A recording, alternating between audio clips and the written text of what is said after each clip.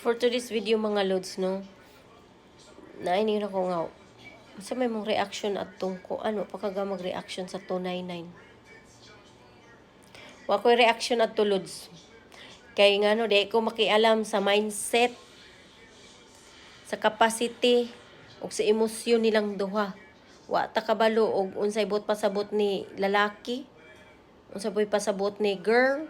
Kay para sa kwalo, sa akong late husband, wa ko'y pakialam na itong mga presyo niya, no? Bisan pag mani-maniun niya to tanan ako, bisan pag sa butsoy-butsoy ra to ihatag niya sa kwa. Basta kung tinud-anay manggani, murag kumbaga gitagang ka og engagement ring nga yung ma-afford nga butsoy-butsoy kini murag na progress na gyud ni.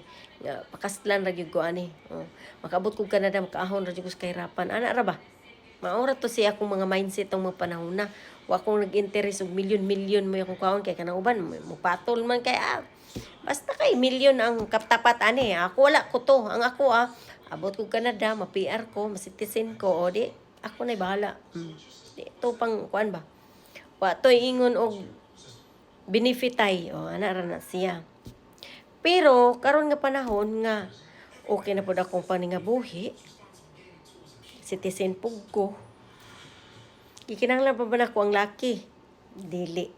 So kung naay lalaki nga mag-interest nako, muna sa pakundo, 10,000 to 20,000 worth. Kinahanglan tong bato nga dako nga makalupad jud si Darna. Di tong batong ginagmay di gyud makalupad si Darna adto. Mag-uol. Ana ra na siya. Di ba? Kaya ako deserve ko sa expensive. Batong-batong pagkakawaw, uy.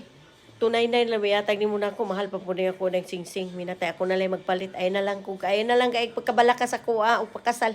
Okay ra ko diri. Oh, ana ra jud na siya. Ana ra na siya mo nang di na to problemahon. Kaya wata kabalong sa emosyon na to ninday.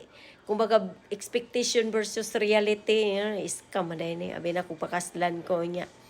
Inani ra day mahitabo sa show. Di ba?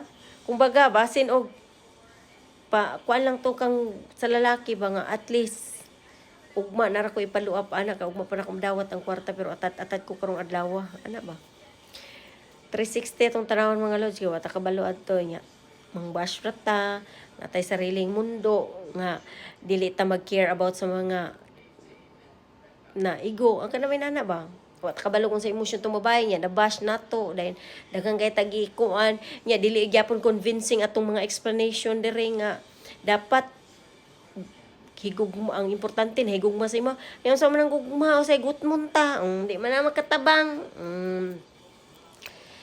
di nya nagutom na ta na tay sing-sing di pa maprenda ana problema oy daghang problema atong hununa-una to dahil lang kay tatong magpapiktos tunaynan basta ang sa tuwa okay ra kay ta dire di mag-uol